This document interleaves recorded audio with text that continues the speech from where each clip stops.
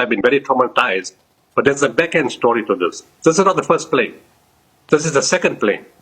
On the 28th of October, a plane arrived in Tambo Airport. And, these people were displaced. They didn't know where to go. They had no contact numbers, no phone numbers. And a person called Nigel Bentley from the church found them and, started putting them together with other civil society organizations, and members of my team got involved. I'm not sure how they found them, where they were displaced. There were 176 of them. And then some of them went back to other countries.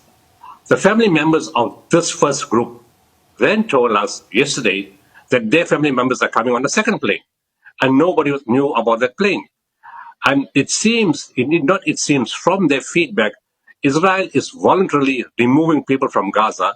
This is ethnic cleansing at its best, and taking away their goods, their hygiene packs, their food, sending them onto chartered planes, and government has to investigate how people are coming on chartered planes without stamps. Israel did not stamp their passports, so they're sort of traveling illegally, brought into South Africa, and the second plane came in this morning at 8 o'clock. The Border Management Authority didn't allow them to get off the plane, simply because they were following the rules, that there is no stamp on the passport. And, they were trying to follow rules and not get into trouble for the stamp. I got hold of Zane Dango. He's in Canada.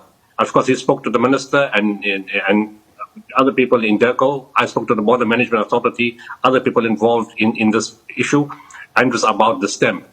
And of course, now this afternoon, the minister is writing to the Minister of Home Affairs, because that's his policy or his portfolio, to waive the stamp requirement, so these people then could come into the airport and come into the country and seek asylum. What's worrying for me is, why should DERCO be writing to Home Affairs when Home Affairs themselves could have realized that this is a humanitarian crisis, and they could have waived that requirement themselves without waiting for a letter to come from DERCO? In any case, they're hungry. There's a pregnant woman. There's children. They were caught in that plane for 8 or 10 hours, perspiring. The hair is soaked. The plane is in a terrible condition. No proper, one toilet or two toilets is not enough. And those people are really distraught, coming from 2 years of genocide. We've provided meals, and it's not only us. Civil society organizations are getting involved. A lot of people have already offered food, clothing, medical support. Our medical teams did see the first team that came a few days ago, and now they are ready to check the second team out. And also, people have offered houses, and lots of people want to get involved.